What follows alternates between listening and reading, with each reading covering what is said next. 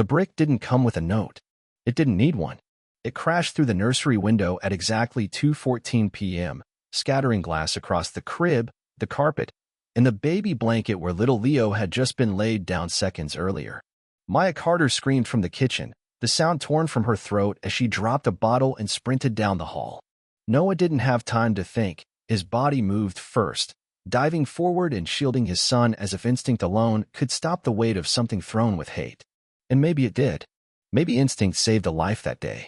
Because the brick missed the crib by less than a foot. There was no warning. No graffiti.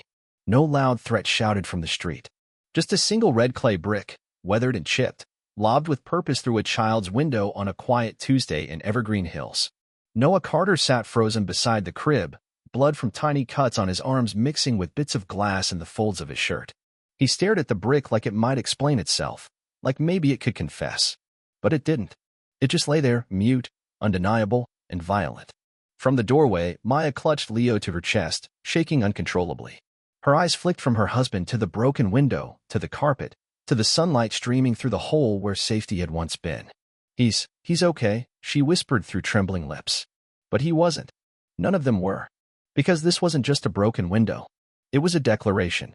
And though the brick hadn't come with a message, the Carters understood it perfectly. They weren't welcome. Evergreen Hills was the kind of place people fought to get into. A suburban dream nestled against Oregon's pine-covered slopes, where every driveway curved like it was designed by an architect and mailboxes matched like uniforms. It was a brochure come to life, until you looked too close. When Noah and Maya first moved in, they hadn't noticed the quiet glances, the matching shrubs, or the way every wind chime sounded the same. They were too busy settling in, raising their newborn, and breathing relief after years of apartment walls and thin ceilings. Their new house had 2 bedrooms, a porch swing, and a nursery that filled with light in the mornings. It also had an audience. Her name was Karen Whitlock, and she didn't wave when they arrived. She didn't introduce herself or bring cookies. She sent a notice. One line. Typed. Slipped into their mailbox on official Evergreen Hills HOA letterhead. Grass exceeds regulation height. Cut immediately. That was their welcome. At first, Noah laughed. It felt surreal, like a joke someone forgot to deliver the punchline to. He showed it to Maya while she rocked Leo in his bassinet. She didn't laugh. We've been here, 18 hours? Karen Whitlock, they would soon learn, had opinions on everything. Not just lawn care. She had a list, a clipboard, and authority, elected HOA chairwoman for the past 8 years, a retired police officer, and the undisputed ruler of Evergreen Hills. She wore her past like armor and her title like a crown. Neighbors called her the Watchtower behind closed doors. But never out loud. Not even in jest. Because Karen listened. She watched. And she remembered. The violations started rolling in like waves. A baby wreath deemed non-compliant. A stroller parked on the porch cluttering visual harmony. A sunshade installed to protect Leo from the afternoon heat labeled unauthorized construction. When Noah tried to speak to her, to reason with her, she didn't argue. She whispered, "Then maybe you're not fit to live here." He never forgot how cold those words felt, delivered like a judgment from someone who believed herself a deity in a suburban temple. No yelling, no threats, just control, masked as procedure. Maya started whispering around the house. She removed Leo's name sign from the window. She avoided the porch. She stopped taking walks with the stroller. Fear was never loud in Evergreen Hills. It was quiet, dignified, tidy, and it was everywhere. Then came the brick. Noah had stayed up that night, sitting at the kitchen table, hands trembling around a cup of cold coffee. There was no security footage, no witnesses, just shards of glass and a terrified wife who wouldn't let go of their baby. But that was when Maya reminded him he'd installed a side camera months ago, just to watch for packages. He barely remembered it. They watched the footage together. At 5:52 a.m., it triggered. A hooded figure walking across their side yard, holding a brick. Karen. She moved with purpose, slipping out of frame and returning 2 minutes later with empty hands. It wasn't proof, but it was enough. Enough to file the restraining order. Enough to contact a lawyer. Enough to take her world, her carefully manicured kingdom, and set it on fire. Noah posted the video. He reached out to other victims. And the stories poured in. Kids punished for chalk drawings, families fined for garden gnomes, tires slashed, bikes stolen, reputations shattered. Every one of them had a common thread. Karen Whitlock. By the time the news hit local outlets, Evergreen Hills was already unraveling. The footage went viral. Karen doubled down, called it fake news, accused Noah of doctoring the video. But it didn't matter. HOA board members panicked. Emergency meetings were held. Residents demanded answers. Reporters camped on lawns. In 2 weeks, Karen was voted out. The board dissolved. And a movement began. Neighbors who had been afraid were now standing tall, sending thank you notes, forming new coalitions. The Carters didn't win because of the law. They won because they exposed the fear. Because they broke the silence. Because they had the courage to say, no more. Noah stood by the new shatterproof nursery window as golden light spilled across Leo's crib. There was no brick now. No threat. Just the quiet breath of his son sleeping safely. And he knew something deeply, undeniably true. The window might have been the first thing to break. But Karen's grip was the last. The silence after Karen's fall wasn't peace, it was the pause before an aftershock. In the weeks following her removal, Evergreen Hills changed in ways big and small. Lawn chairs reappeared on porches. A child's swing set was reinstalled in the O'Reilly's backyard, the one Karen once deemed unsightly. Garden flags fluttered again. People waved when they passed. It was as if the entire neighborhood exhaled for the first time in years. But Noah Carter didn't rest. Because beneath the surface, he sensed something wasn't over. Karen Whitlock might have been stripped of her title, but she was still there. Still walking past his property. Still glancing too long at Leo's window. She no longer had a clipboard, but her eyes, sharp and cold, scanned the street like she was still in charge of a patrol. Maya tried to move on. She focused on Leo, on replanting the flower bed she had once let wilt under pressure. She hosted a small playgroup one afternoon for 3 other moms, something unthinkable only a month earlier. But Noah couldn't stop watching the footage. He rewatched the clip of Karen carrying the brick, frame by frame, over and over. It wasn't obsession, it was instinct. Something about the way she moved didn't feel spontaneous. It felt practiced, familiar, like she had done it before, and gotten away with it. So Noah dug deeper. One Saturday, after Leo had finally fallen asleep for his nap, Noah slipped outside to clean the side yard. It wasn't just about raking leaves anymore. He needed to check the area, to understand what Karen might have seen, what she might have touched. That's when he noticed the trash can. It wasn't theirs. It was one of the old HOA-issued bins, the kind that had been phased out 2 years earlier and replaced with city-standard receptacles. Its label had been scratched off. It was tucked behind their garage, near the property line, partially covered with a weathered tarp. Noah pulled it open. Inside was a mess of shredded paper, torn manila folders, and a broken audio recorder. At first, it looked like garbage. Then he saw the seal. Evergreen Hills Homeowners Association, confidential. It wasn't just trash. It was evidence. He took everything inside, spread it across the kitchen table, and called Maya. "What are we looking at?" she asked, keeping her voice low while Leo cooed on her hip. Noah held up one of the folders. Its contents were mostly destroyed, but 2 pages remained. One was titled Target List, Tier 1. Underneath were addresses, annotated with codes and checkmarks. The Carters' home was listed second. The other surviving document was Stranger, Behavioral Modification Log, handwritten, with entries like: Subject responded to 3C violation. Emotional shift noted. Escalate with visual penalty. Child noise levels unacceptable. Initiate garden appeal tactic. Possible media leak. Monitor mailbox. Maya sat down, pale. It's like a playbook. Noah nodded slowly. It's psychological warfare. They reviewed every scrap. Most of the shredded pages couldn't be recovered, but a few had handwritten notes that included times, behaviors, and phrases like push to threshold and final straw. Then came the real find. Noah opened the broken recorder. Inside was an SD card. He rushed to his laptop. The first audio file was scratchy, faint hums of background noise. Then her voice. "Karen, compliance isn't just aesthetic. It's behavioral. Control the space, control the subject." Noah felt his stomach churn. The next file was worse. "If the child becomes a sympathy shield, remove the sentiment. Break the illusion. A brick doesn't kill, but it speaks."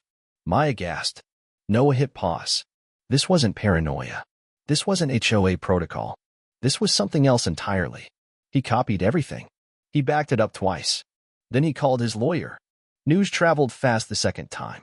The documents, the recordings, the tier list, they were all handed over to the police. And this time, The department couldn't ignore it. Karen had once been one of them, a retired officer with decades of service. But now, that shield offered no protection. A search warrant was issued. When officers entered Karen's home, they found a basement office with a corkboard covered in names, maps, and timelines. She had created profiles for over 70 residents, some dating back more than a decade. She had notes about which children were likely to cause lawn disorder, which families responded emotionally to written citations, and which ones were at risk of public complaint. She had a file marked Social Media Amplification Risk, Carter Family, High. And they found bricks, wrapped in towels, labeled, waited for throwing. She had done this before. The story broke nationally. HOA queen or domestic tyrant? Oregon woman accused of orchestrating targeted harassment campaign. Noah was invited to speak on multiple news stations. He refused most interviews. He didn't want fame. He wanted justice. Karen was arrested. The charges were stacked: harassment, reckless endangerment of a minor, unlawful surveillance, evidence tampering, conspiracy to intimidate, and more. Bail was denied. The judge read excerpts of the transcripts aloud in court, pausing when he reached the line about the brick being symbolic. The courtroom fell silent. Karen never looked up. Back home, Evergreen Hills began to rebuild. The HOA was replaced with a volunteer-led neighborhood committee focused on actual community building, gardens, events, and support for new families. One of the first things they passed?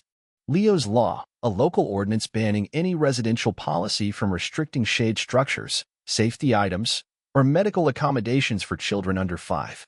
Maya cried when it passed. Noah just held her and whispered, "We did it." Not because they wanted to be warriors, but because someone had to be.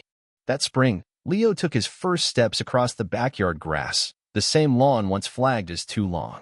Neighbors clapped from across fences. A few brought cupcakes. One woman slipped a card into Maya's hand. Inside was a handwritten note. "Thank you for standing up. You didn't just save your son. You saved all of us." The courthouse was larger than Noah remembered. On the day of the arraignment, dozens gathered on the marble steps outside, cameras poised, microphones extended like spears toward a single figure in a charcoal gray suit, Karen Whitlock. She was flanked by 2 public defenders. Her lips were pressed in a line, so tight it looked painted on. She didn't look like the woman who patrolled Evergreen Hills in sweatpants at dawn. She looked like someone who'd spent her entire life preparing for a moment just like this, except now, she wasn't behind a clipboard. She was behind bars.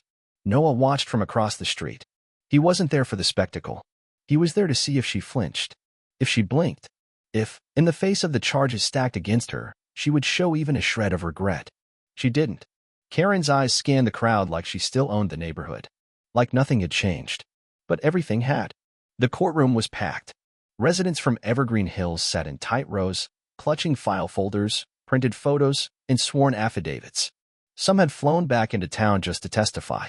Others held framed pictures of their children, faces that had once been the subjects of citations for sidewalk clutter or noise pollution. Karen's lawyers requested a closed hearing. The judge denied it. The public deserved to hear what had been done in their name. The prosecution opened with a simple statement: this is not a case about code violations.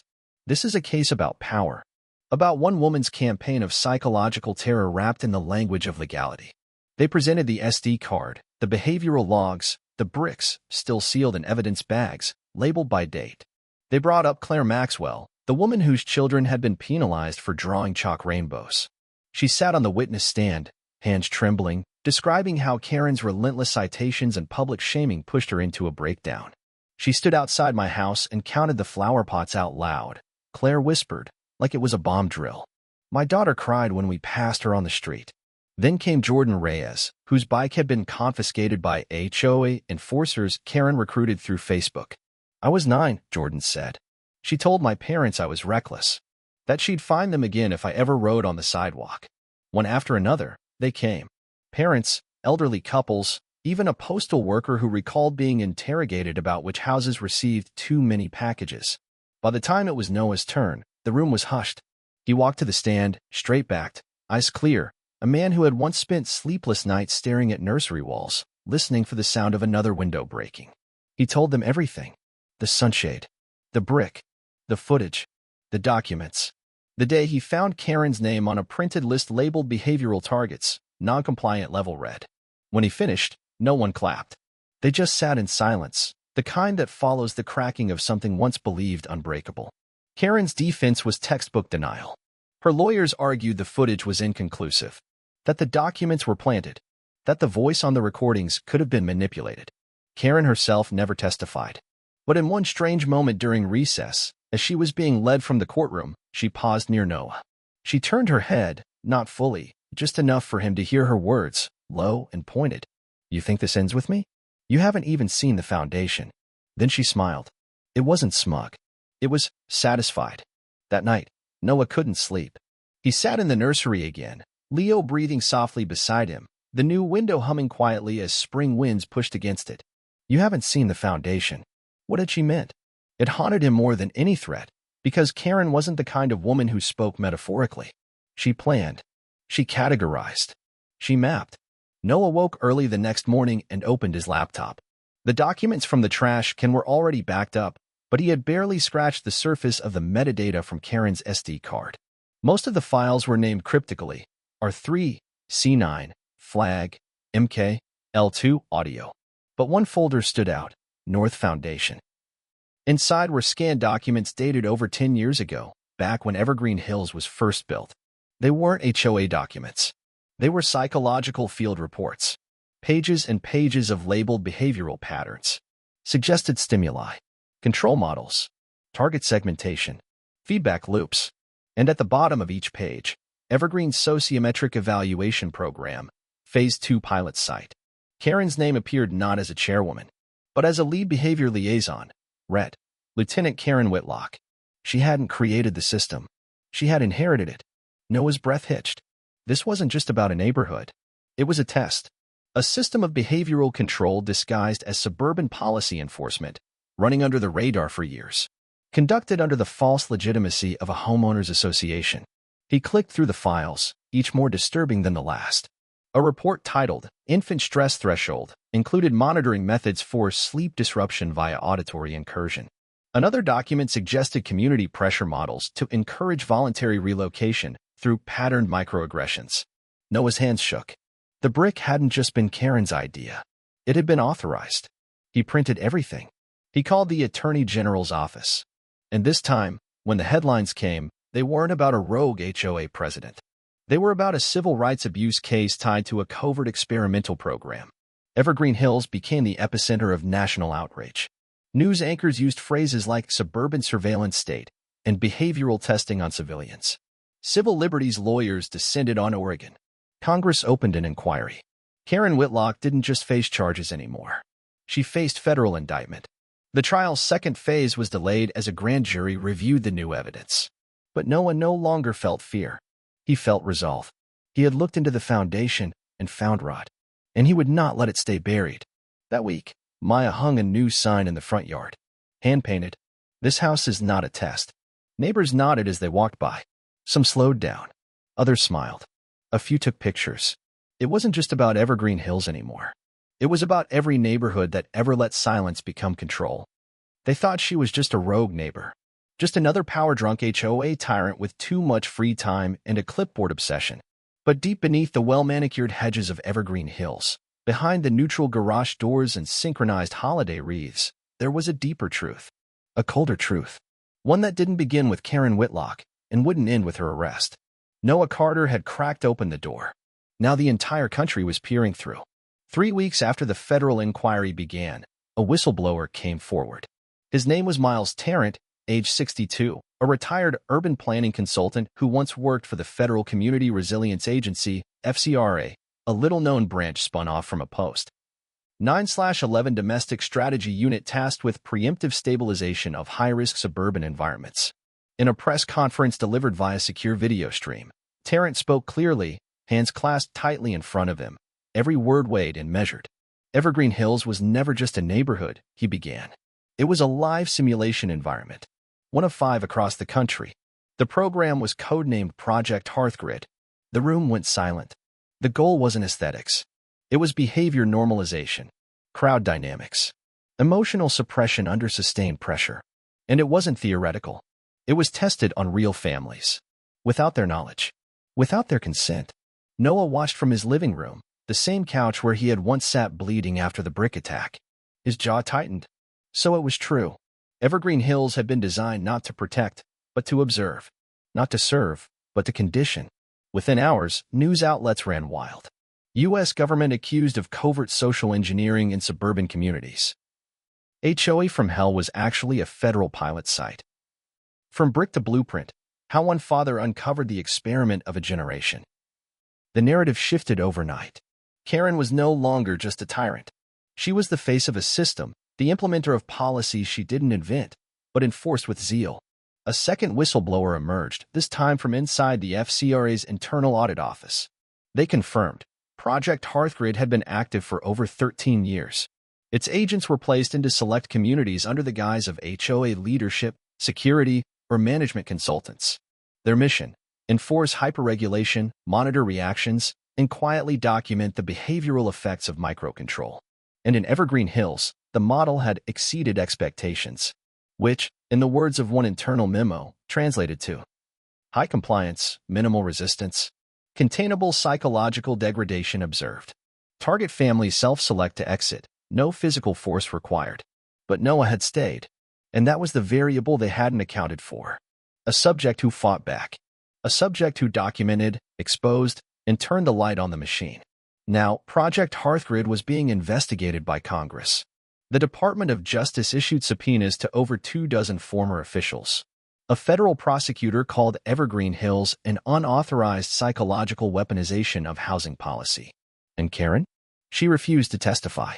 From her cell in a secure federal detention center, she issued a single statement through her attorney. I was protecting order. I was following the program. The real question is, why was the program allowed to exist at all? Noah knew that question was meant to deflect, to shift blame upward. But she wasn't entirely wrong. He began to ask deeper questions. If Evergreen Hills was one site, where were the others? He filed FOIA requests. He reached out to investigative journalists. He tracked down former HOA board members across the state, some who had stepped down quietly, others who had moved without explanation. Patterns began to emerge. Similar stories in places like Maplewood Creek, Wisconsin, Silver Pines, Nevada, Belridge Crossing, North Carolina. Always the same structure: aggressive enforcement, vague violations, isolation of non-compliant residents, sudden relocations. Always silence afterward. But something had changed now. Evergreen Hills had become the spark. A senator from Oregon proposed a new federal oversight bill, the Suburban Protections and Accountability Act, SBA for short. It aimed to strictly regulate the authority of HOAs, require full transparency and leadership, and prohibit any form of behavioral experimentation in residential zones. Maya testified before the Senate Subcommittee on Civil Liberties, holding Leo in her arms. She recounted the sound of the brick crashing through their window. She recounted the sleepless nights, the fear, the shame of feeling like a target in your own home. She ended with one sentence. We were never paranoid. We were experimented on. The chamber erupted into applause. But even as policy shifted, even as Congress debated reform, Noah never forgot Karen's words. You haven't even seen the foundation. It haunted him. Because it wasn't just a metaphor. In the architectural plans he later received through a leak, the original blueprint for Evergreen Hills included something strange: a secure underground server room, buried beneath the HOA community center that had since been converted into a daycare. The room had been sealed 5 years ago. With Maya's help, Noah gained access using his growing credibility and federal contacts. What he found inside was chilling. Rows of inactive terminals, dozens of labeled hard drives, and a wall-sized display showing the layout of the neighborhood, with every home tagged with a behavioral profile score. Color-coded. Tracked over time. Leo had a profile. So did Maya. So did every child. A digital footprint of their emotional resilience, stress triggers, response latency, tracked through surveys, neighborhood reports, even microphone-embedded decorative lamp posts. It wasn't just a neighborhood. It was a human lab. That night, Noah stood outside the center, holding the drive he had extracted with gloved hands. He didn't feel anger. He felt cold, clean resolve. They had tried to make him part of their pattern. But instead, he became their flaw. He became the anomaly that shattered the loop. Project Hearthgrid was over. But the lesson remained. Silence is the seed of tyranny. Order without consent is just another form of oppression. And when the bricks come through your window, Don't just duck. Ask who threw them and who built the wall behind them. They called it the trial of suburbia. 6 months after the Evergreen Hills revelations shook the nation, the federal courthouse in Portland became the center of the storm. Protesters gathered outside with handmade signs, some calling for justice, others simply holding portraits of children once silenced by violations. Inside, the air was heavy with consequence. Karen Whitlock, dressed in federal inmate beige, was no longer the terrifying shadow behind the curtain. Her clipboard had been replaced with shackles. Her once razor-sharp gaze now flickered with something colder, fatigue, perhaps, or anticipation. She still hadn't spoken under oath. She hadn't needed to. The evidence had done it for her. The prosecutors opened with a statement that would be quoted on news shows for weeks. This case is not just about a neighborhood. It's about power without accountability, about a government that forgot the governed, and about one man, Noah Carter, who refused to bow his head. They presented the documents recovered from the sealed foundation, the profiles, the microphone data, the behavioral scores that had been calculated and compared like school report cards. Jurors shifted in their seats. Reporters scribbled furiously. The defense barely argued. They couldn't, because for the first time in legal history, the United States government was being sued by its own citizens for experimental psychological warfare conducted in their own homes. Karen Whitlock's moment on the stand was unexpected. She asked for it. Her lawyer tried to stop her. The judge allowed it. She stood slowly, took the oath, and looked out over the courtroom with a gaze that hadn't dulled, only sharpened. I believed in structure, she began, voice low but clear. I believed people needed guidance. Boundaries. I believed the program would prevent chaos. I didn't throw the brick. She let the words hang in the air. But I wanted it thrown. A gasp moved through the room like a tremor. Because I believed order mattered more than comfort. And sometimes, people need to feel fear to fall in line. She smiled faintly, looking directly at Noah. You didn't fall. Noah didn't blink. The jury deliberated for 12 hours. When they returned, the verdict was unanimous. Guilty. Karen Whitlock was convicted on all charges, including conspiracy to violate civil rights, reckless endangerment, and abuse under color of law. She was sentenced to 42 years in federal prison, with no chance of parole. The courtroom erupted, not in cheers, but in silence.